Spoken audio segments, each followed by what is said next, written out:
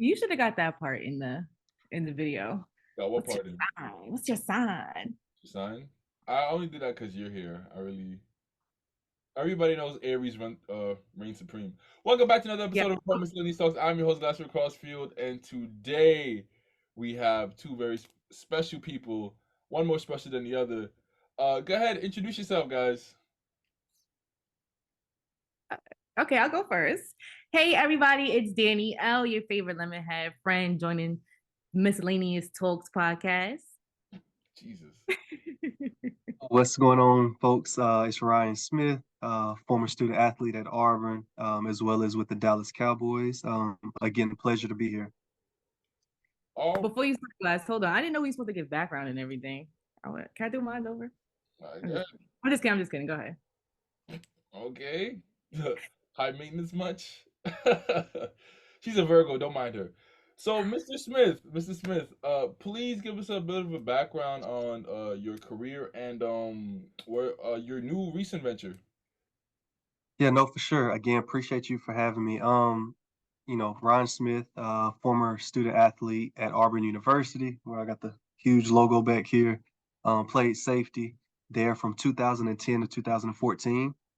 Graduated shortly after, had a short stint with the Dallas Cowboys. Got cut right before the 53-man roster came out, as many of the stories go, and transitioned into a career. I currently work with Amazon as a talent acquisition recruiter. And again, just trying to do some great things. As you mentioned, have a recent launch of wearerivalry.com, which is Rivalry University, a global community again for athletes after the game to continue to network so that we can also provide fans with a place to come and access the things that we're doing in life, whether it's podcasts, whether it's you own a restaurant, whether it's some type of corporate work, a mechanic, whatever it is, we want to create a space where fans can continue to support us. So those are the things that I've been up to. What would you say the project means to you? Man, the project means everything. Again, Rivalry University serves as a place for us to, re-engage and stay engaged with fans. Again, oftentimes as athletes, once we finish the game, our fans don't know how to support us. They don't know where we're at. So, Rivalry University serves as a place where we can continue to get that support and, put it in the world's face that, we're continuing to do great things out here.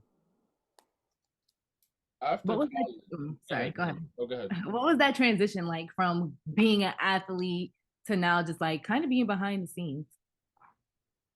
It was a struggle initially, because as athletes, we play the game since probably 7 years old. And our coaches always tell us that the game is going to come to an end one day, but we just never listen to them. So for me, it was, a struggle with that transition. Like, what do I want to do? Who am I? What can I actually do? Um, but again, I think that, athletics provides, us with so many intangibles, especially again, coming from the environments we come from. We're fighters. So I think that at the end of the day, as we, transition, we just have to continue to help each other and provide visibility to the things that are out here. And were you one of those kids? Were you playing sports at 7? So it was like a whole new world once you transitioned? Yes, man, I played football at the age of 7, basketball, baseball. Yeah, so for almost 20 years, it was nothing but sports. I definitely didn't think about careers or anything like that. So, once the game ended, it was a shock to say, okay, well, here you go, you're in the real world, figure it out. After college, would you say that most athletes transition over well, or do you think it's more of a struggle? Wow. Yes, sir. I mean, in my opinion, I think that, athletes that come from environments that I come from, underrepresented communities, I think that we get the short end of the stick. So I would say a large percentage of athletes struggle and with that transition.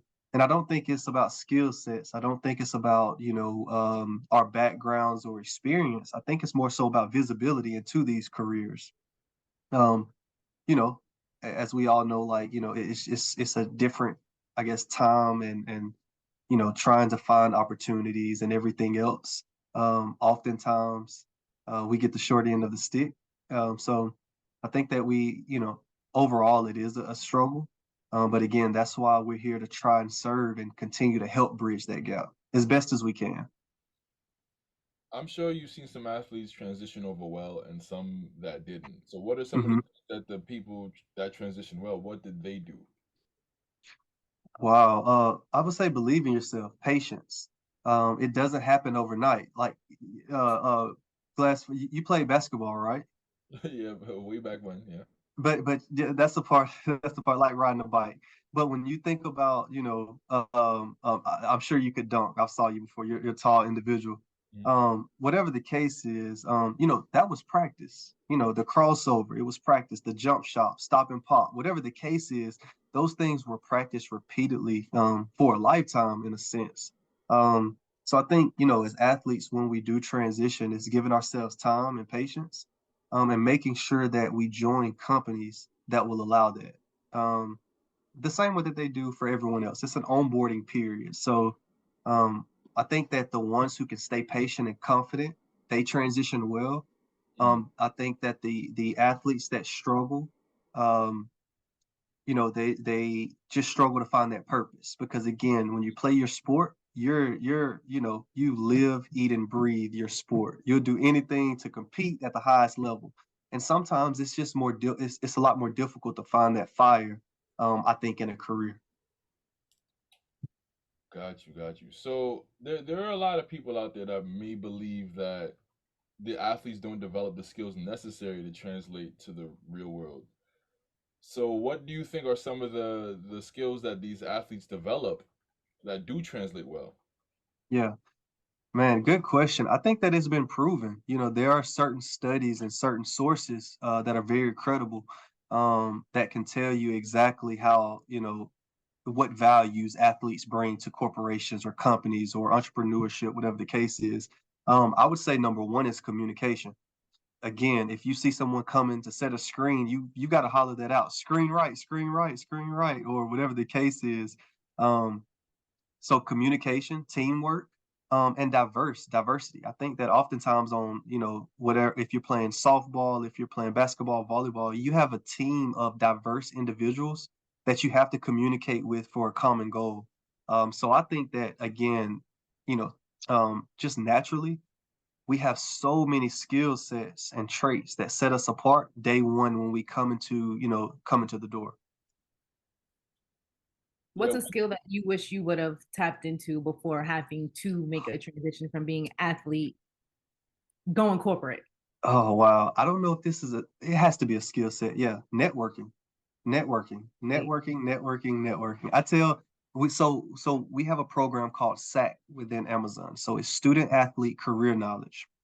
And we go in and we speak to athletes, corporations, organizations, whatever the case is. And I'm always transparent with them. I'm like, listen, the importance of networking, the importance of career nights, things of that nature, because I was the student athlete that if my coach told me, hey, at 8 o'clock you're going to have Amazon, Walmart, Google, Microsoft, they're going to all be at the arena, I was going to find every way to get out of it.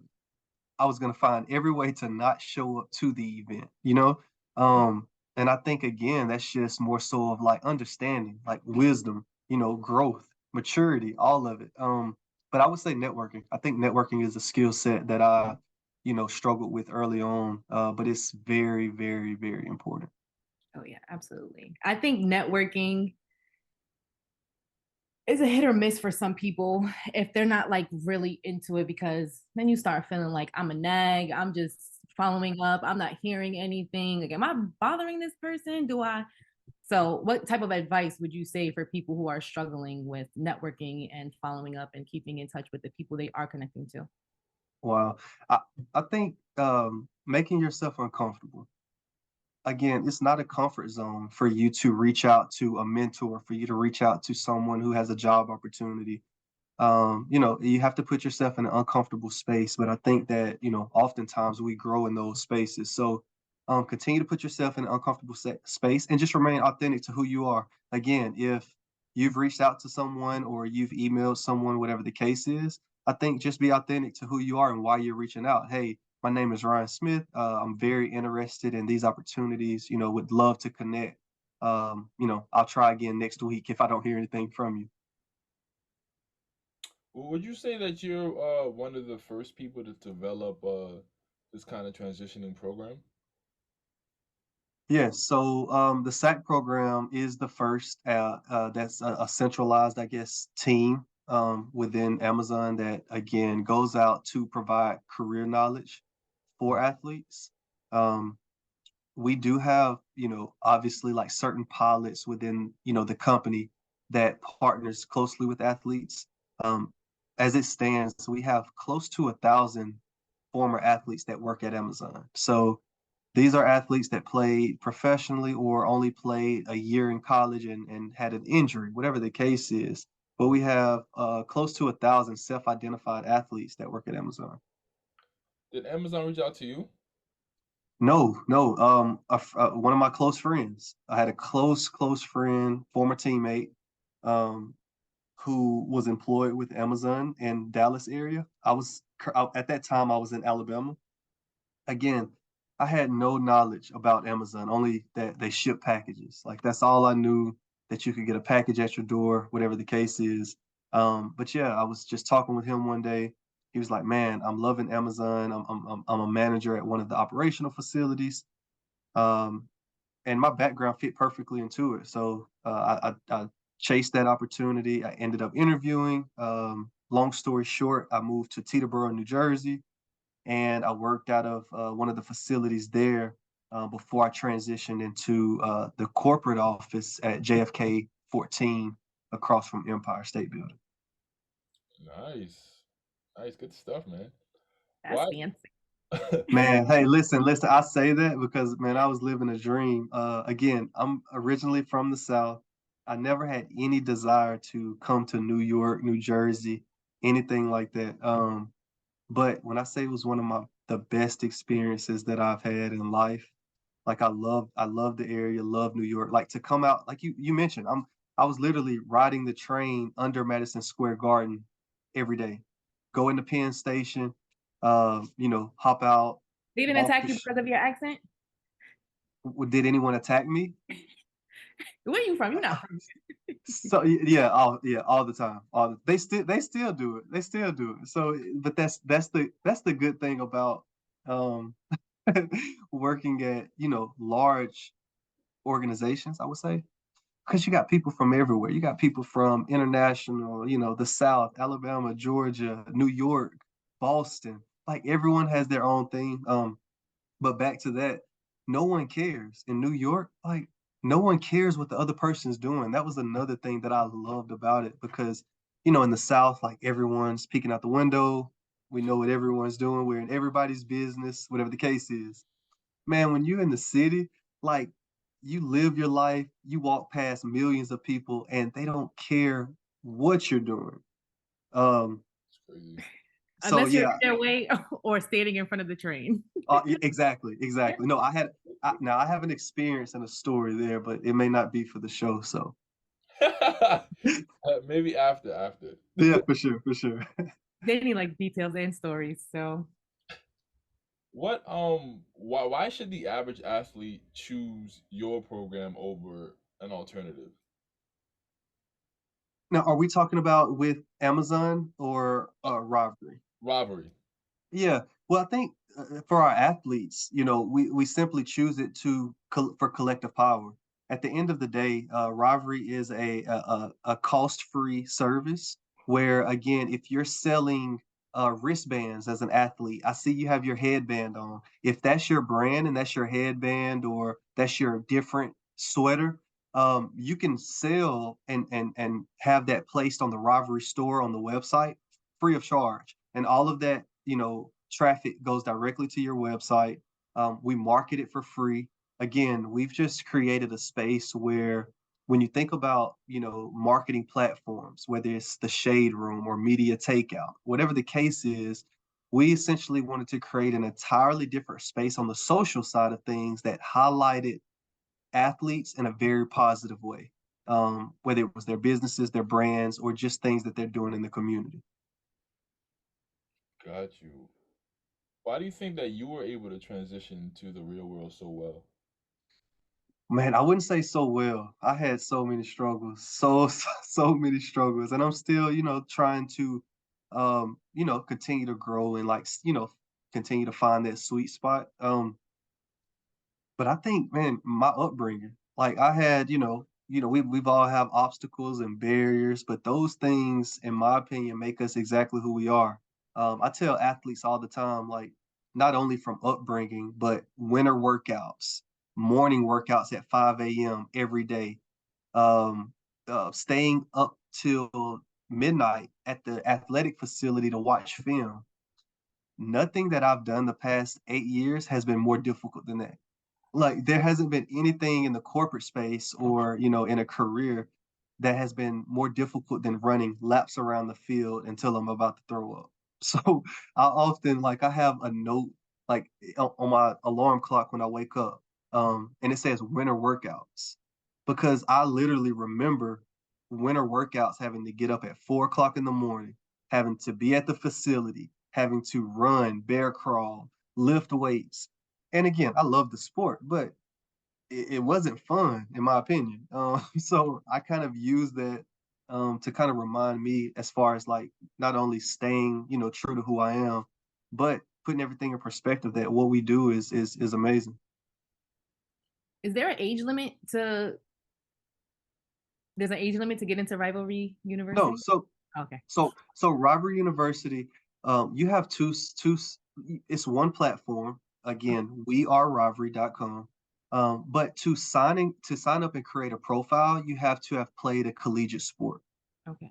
So for you to create an athlete profile, you had to play the collegiate sport at least for a semester.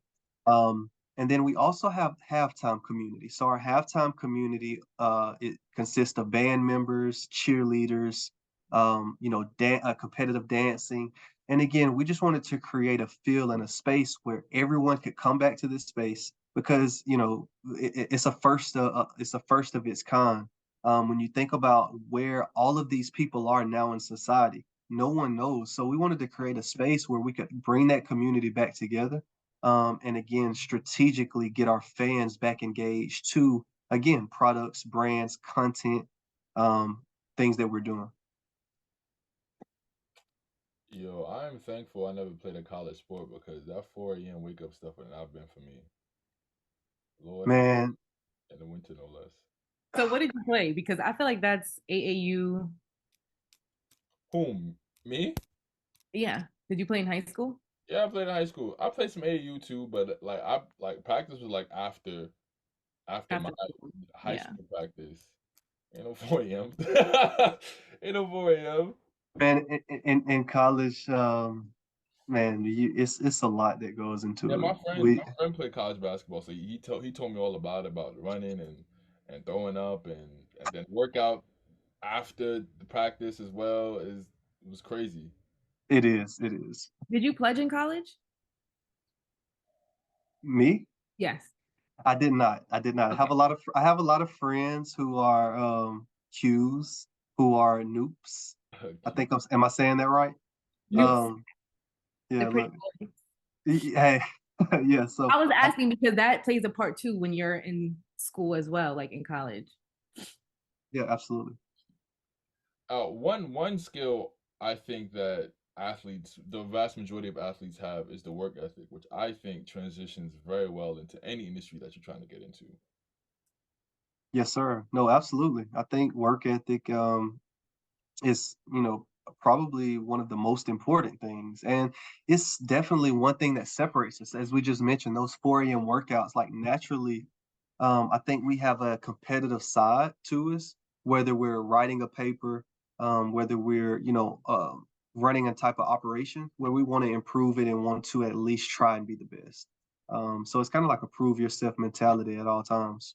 What they call it, you have one of the best Kobe Bryant behind you, like that Mamba mentality. Um, I think that all athletes want to have that, especially the great ones, and just like naturally want to embody that Mamba mentality.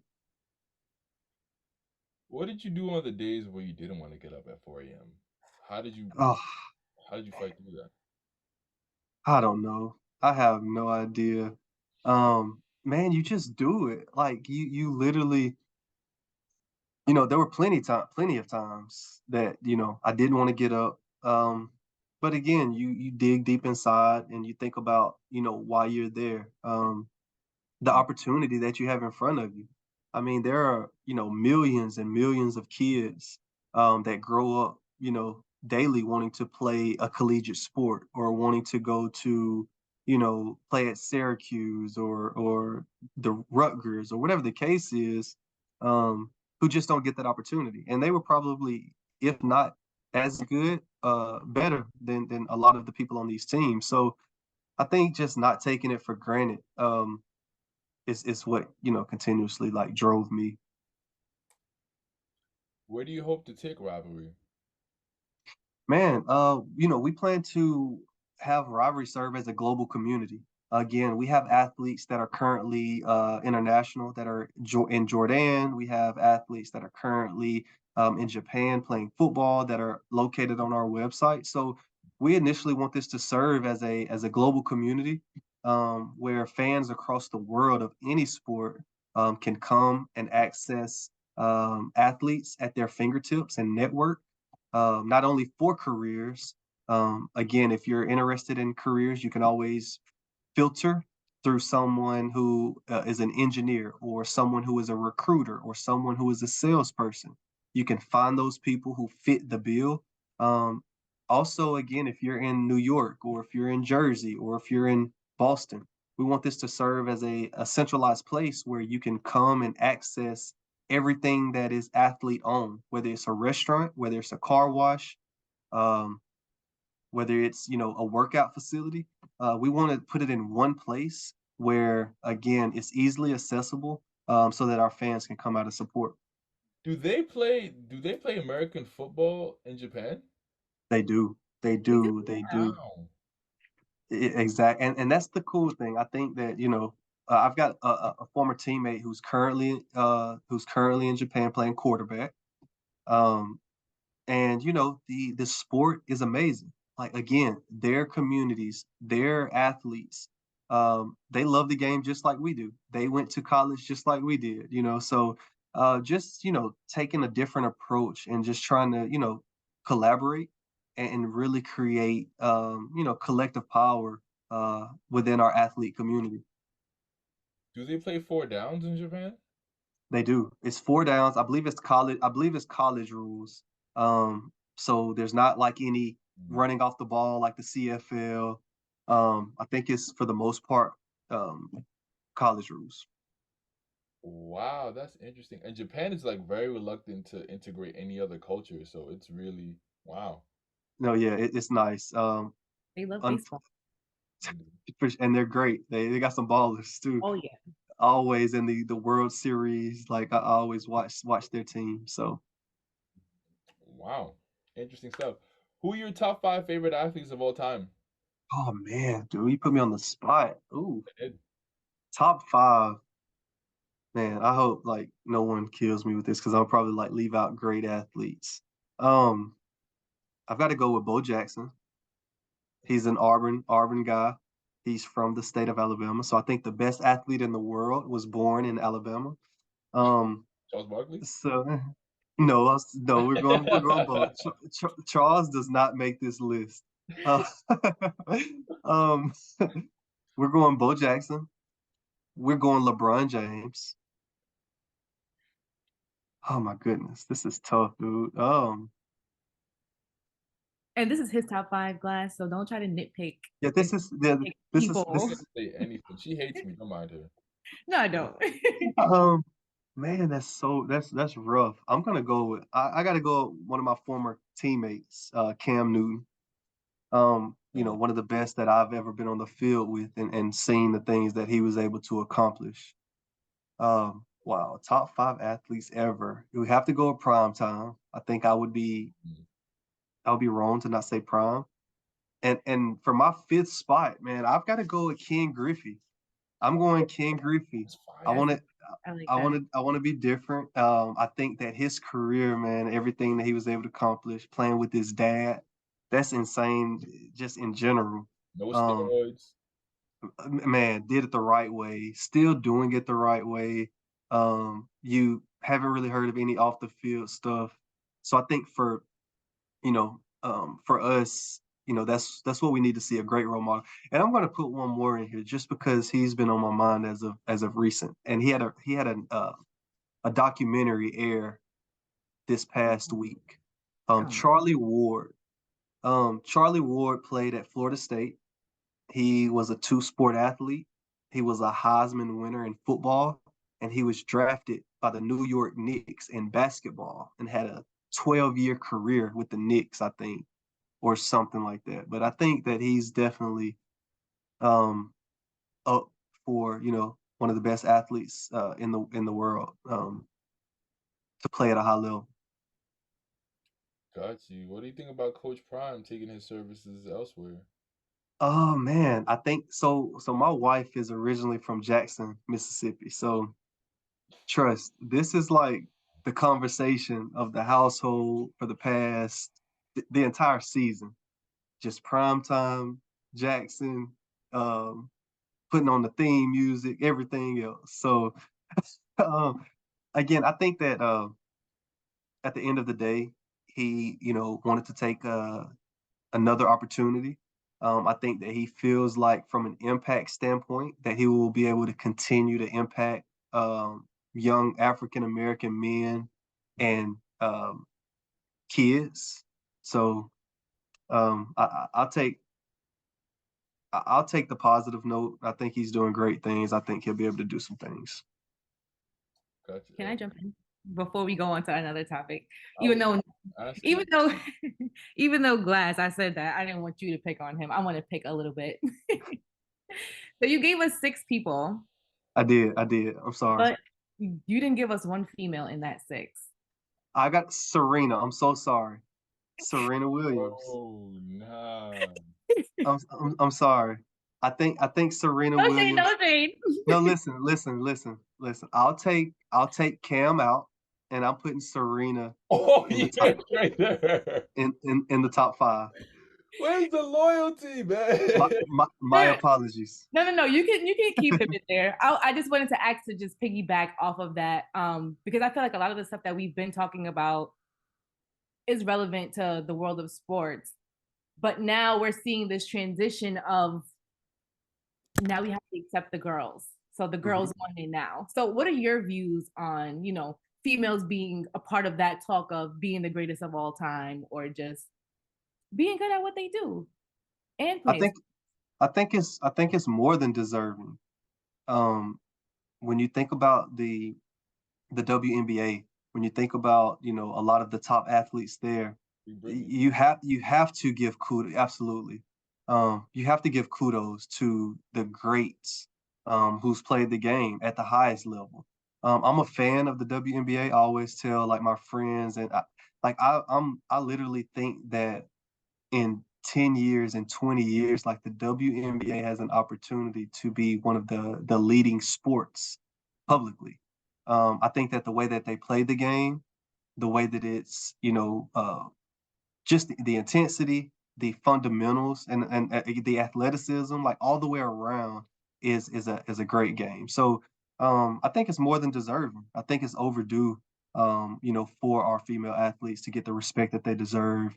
Especially, and that's why I took Cam out. There's definitely loyalty there. Um, Cam is an NFL MVP. Mhm. He is a Heisman winner. He's a national champion. He's led Auburn to the only undefeated season that they've ever had. But the things that Serena has accomplished is, bar none. Uh, I mean, she's up there with Tom Brady. Like, I mean, it's insane. And I didn't even list Tom Brady, Michael Jordan. Like, I didn't even list those guys. Oh my goodness, I feel like I failed. Glass, you look disappointed. Nah, because that's his man's. That's crazy. But what do you think? So give me what would you say when you think about those two athletes? Definitely, I would say Serena has the more decorated career. I would. Okay. I think I'm more upset that you gave Cam the boot than anything. Than you know what I mean. Like, I My think. bad, Cam. So you're more loyal to Bo Jackson and Cam? Okay, I guess. Absolutely not. But listen, so I give for the longest, man, I was always like, man, what does everybody see with Bo? Why does everybody talk about Bo all the time? Because again, I was born in '92. I didn't see a lick of Bo Jackson playing football, you know. And then one of my former teammates, probably about 3-4 years ago, we're all in our group chat. We're talking about these same conversations, and he's like, Bo Jackson. I'm like, dude, Bo played in blah blah blah. Um, and he's like, listen, go watch YouTube highlights of Bo Jackson. And when I did, I mean, I was starstruck. I've never seen anyone as fast on a football field in life. Um, it's insane. It's insane. Like just to even think that that's real. um, Okay. but yeah, no, it's it's the real deal. So, um, yeah, that's the reason I got to keep bowling. Yeah. Wow. Got it. Go ahead. Sorry. Me? Yeah, I thought you were gonna say something. Eh, mm, Oh. it's off. It's off this topic, but you know. All right. Bring it up. Good. So because I'm in Chicago right now. I'm originally from New York. Okay. And one of the things that keeps sticking out while you're talking is Auburn, Auburn, Auburn, AU, AU. Did you always know you wanted to go to Auburn, or was that like, no, you're going to Auburn? That was the dream. So I got this other picture right here. Let me see if you guys can see this. So these are and y'all are in New York. So Glassford, Brandon Jacobs, he played with the Giants for a while. Yeah. No. Cardinal Williams, Ronnie Brown, Trey Smith. All right, who cares? But so these guys were when I was 10 years old, 12 years old in the state of Alabama. Every Saturday we watched football, Auburn football, Alabama. That's all you have. Like we don't have a lot in Alabama anyways. Like we didn't have a restaurant in the town that I'm from. Like I come from a very, very small town. We didn't even have a red light. We had one stop sign in the town. That's Everybody crazy. knows everybody. No, not everyone knows everybody. It's like everyone knows everything about everyone and everything else. So, um, yeah, like I grew up, my family was Auburn fans. It was the dream. Like I literally would watch football every Saturday. Like, dang, I wish I could, man, that's the dream. I would love to play at Auburn. And, thousands and thousands and thousands of other kids would run around every Saturday and say the same thing. So, it was always my dream to play at Auburn. I was always an Auburn fan. I idolized, those guys I just showed you, and everything about the school. So when I had the opportunity to go and compete, it was it was a no-brainer that I was going to go to Auburn. If Auburn was a losing school or had that, would you still have wanted to go there? I still would have went because and the thing is at that time Auburn wasn't a winning school. Like if you look at our program, we're very, we Mediocre. have some mediocre to be honest, You guys like are in the SEC, SEC is a competitive league of college football. But we didn't win like a lot of SEC championships. We weren't winning national championships like USC, Michigan, and these other schools. So I was gonna go to Auburn regardless. Luckily I went in at the same time as Cam and was able to ride that coattail and wave to a national championship. So um, and I think 12 years later, we're still waiting on that to happen again.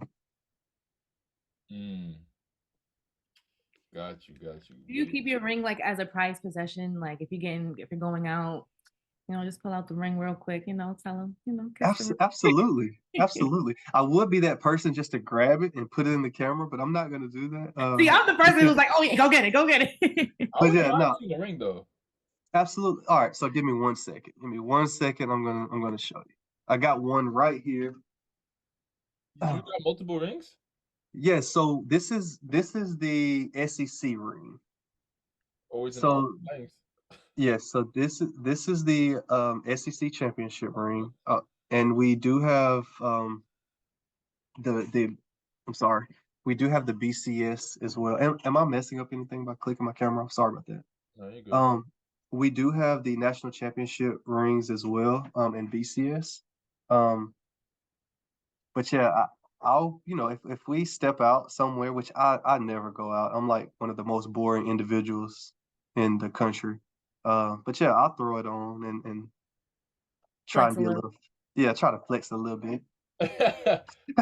Conversation. So I'm sure being a student athlete, you probably have some wild stories to tell. So what's the most I'd say craziest, but that you're willing to share kind of story? Oh wow, crazy story as an athlete. Man, I would just have to talk about the Iron Bowl in 2013. And this is more so on the field. When we ran the kick six back, one of my closest friends, Chris Davis, returned the final play of the game, 106 yards for a touchdown. Um, and the entire fans rushed the field. That was Nick Saban's exit point. Um, man, that was something that was just remarkable when you think about, again, being a fan of Auburn and then ending your last game at Auburn with 80,000 plus fans, rushing the field after one play. So that's something that I'll never be able to forget. And every time I watch the highlight on ESPN, like you relive the moment. Wow, that's dope. Who's your pick for the Super Bowl? Oh man, now we're getting tricky. So pick for the Super Bowl. I think the Bills is a lot of people's front runner right now. Good The money. Bills are I love looking great. Um, I want to be a little different here. Well, I guess this is not very different, but the Eagles. I think that Philly. That's nice. Um, I think Philly's doing a lot of great things. Definitely not the Bears. I'm sorry, Danny. Oh no, I'm. Oh wait, hold on. Oh, okay, okay, okay, Hold okay. on. Flag on the play. Danny is not a Um, Bears fan. I actually need to get to a Bears game, but it's just so cold and gloomy in Chicago. nice. Well, I'm gonna go Eagles. Eagles. Oh wow. I I like your first choice better. I I can't like I the can't Bills really better. go to the Eagles. The Eagles won already. They're good. They're good for a good time now. The Bills I wouldn't mind seeing. I don't think the Bills will have a Super Bowl in their history. I don't think so. Really? They went to I four think straight. They went to four straight and lost all four in the '90s. With Oh Jim Kelly. wow. Yeah, so I would actually like to see the Bills win. And it's in the state, right? It counts. Yeah, you the definitely Bills, got to take credit for that. the Bills have been working hard to surround their team Yeah, that defense. around Josh Allen, and over the years, like definitely the past 2, 3, like it's time. I like the Bills better than the Eagles, and the Eagles are in the same division as my team, so I'm here for their upset. For real. We're going Bills. What would you say being an athlete means to you? Oh wow, being an athlete. I think um being an athlete means we're being resilient. Um, like again, I see obviously the Kobe back there, but man, I think about him being one of the, as an athlete, probably the most competitive athlete that I've ever seen or witnessed or heard about. And I think that embodies everything that an athlete is: resilient, hardworking, dedicated to the game. There are athletes who may not be, but when you're an athlete and you embody that Mamba mentality, man, you're dedicated, you're resilient, and you just like you're greedy. You're greedy. I'm did you go ahead, go ahead. did you go to school when you were in college? Were you studying sports management, or were you in a different? Yeah, so I have my bachelor's in public administration and I got my master's in adult education.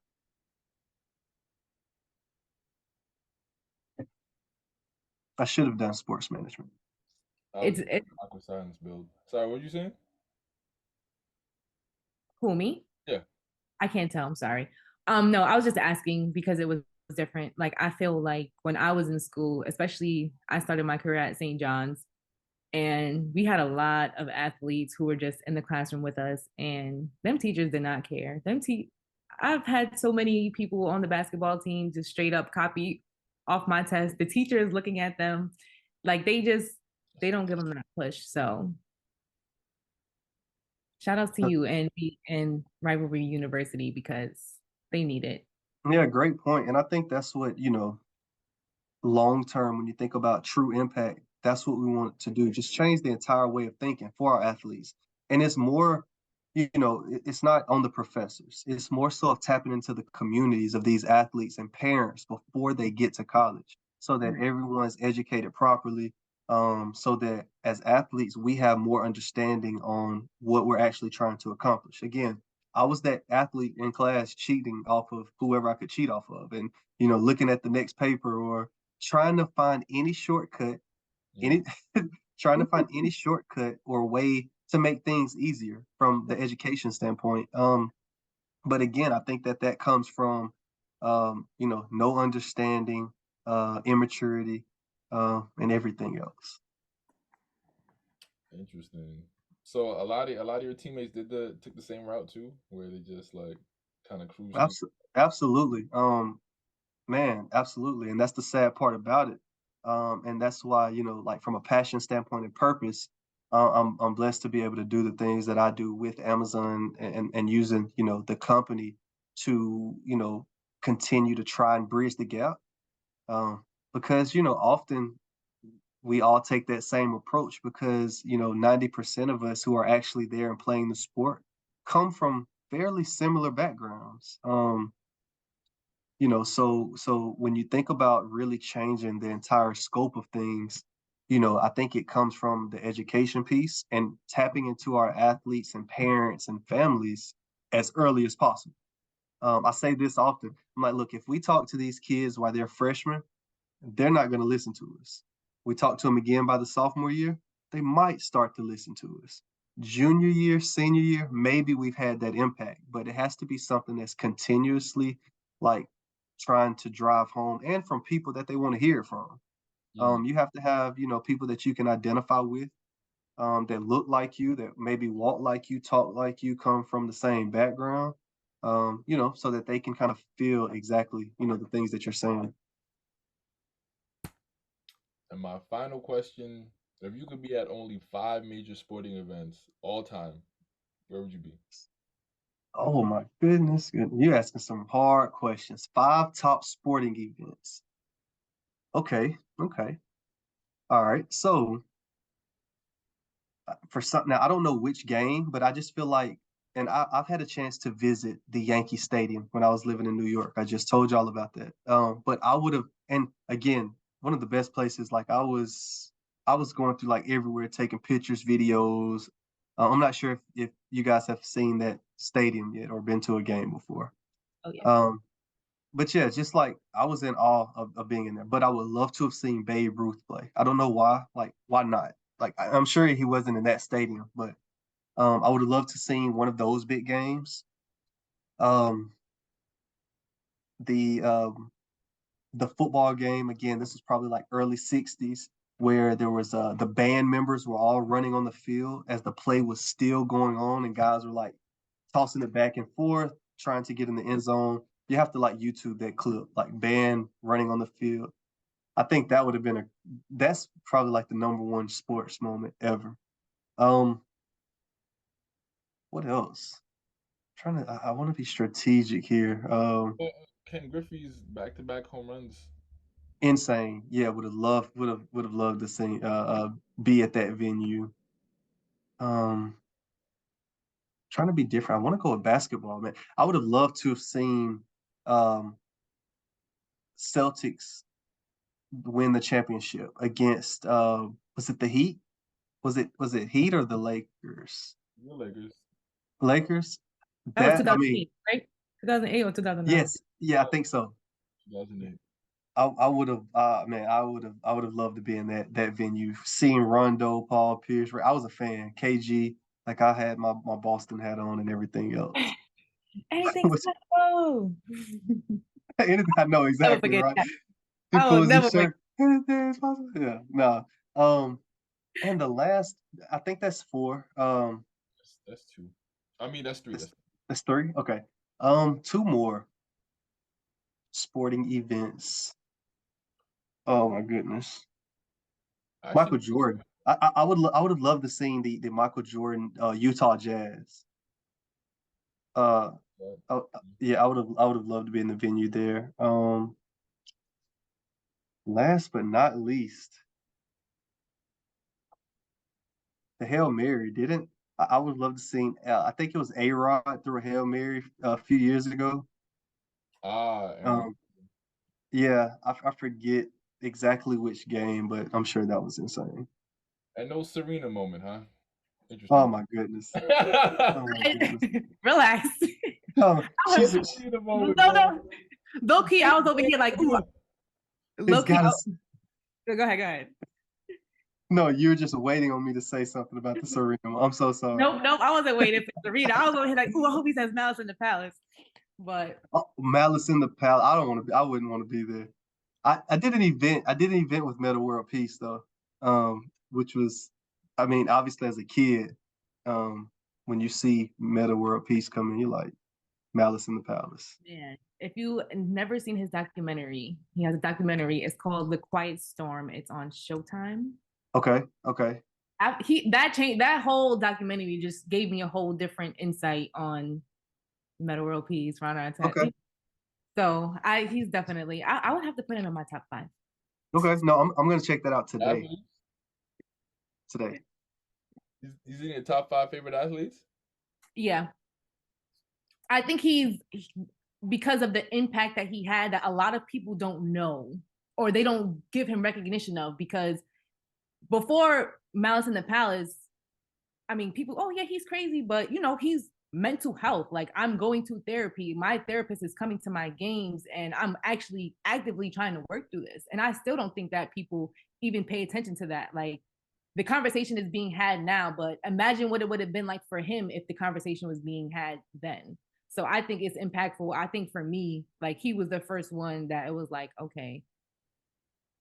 I still remember like walking into my aunt's living room and just watching the game and then just seeing them in the stands. And it's like, okay, why is he, but remembering, oh, he's laying on the table. Like, what is he doing?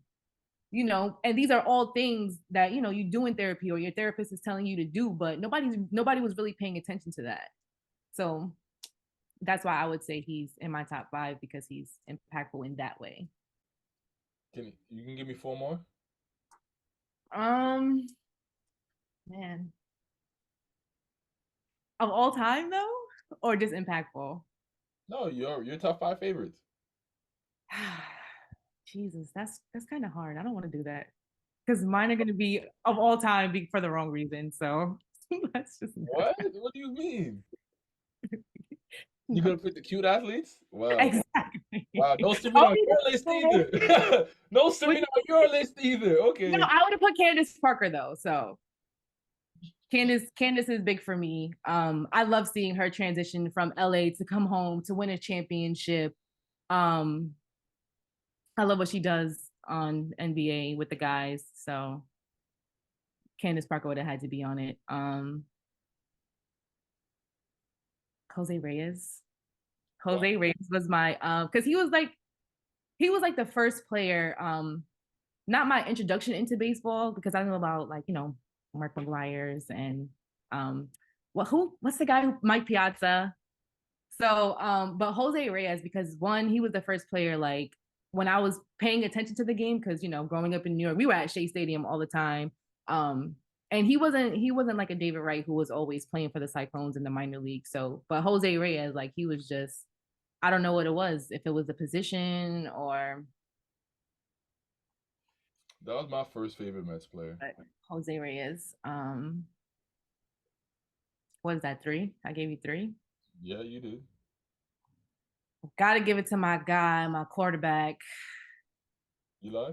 Eli. Yeah, of course, absolutely. Like I was able to witness a Super Bowl in New York, and it was a good time. And it was against the Patriots, and it was against Tom Brady. Um, so yeah, Eli. And I don't think he gets enough credit. Just like every other season. Continue. Um, last one. I don't know. That's a hard one because I have so many different people like running through my mind right now. Like I have Gabby Douglas, I have Simone Biles. I don't know if you count ballet as a sport, but I have Misty Copeland. Like these are people who that I watch. Like nobody really probably knows, but No Tim Anderson? Do you have one? Because I was about to end it. no, we're gonna leave it at that because I didn't like that. What's wrong with Tim, man? No, we'll talk offline. Derek Jeter, there. That's a good one. Great. I actually do like Derek Jeter, even though he plays for the enemy. Thank you so much, Mr. Smith, for coming on to the podcast. I appreciate you taking the time out. Yes. Anytime. I appreciate it. Amazing conversations. Please just continue to keep up the great work. Keep up the great work, and let's impact our community. Amen.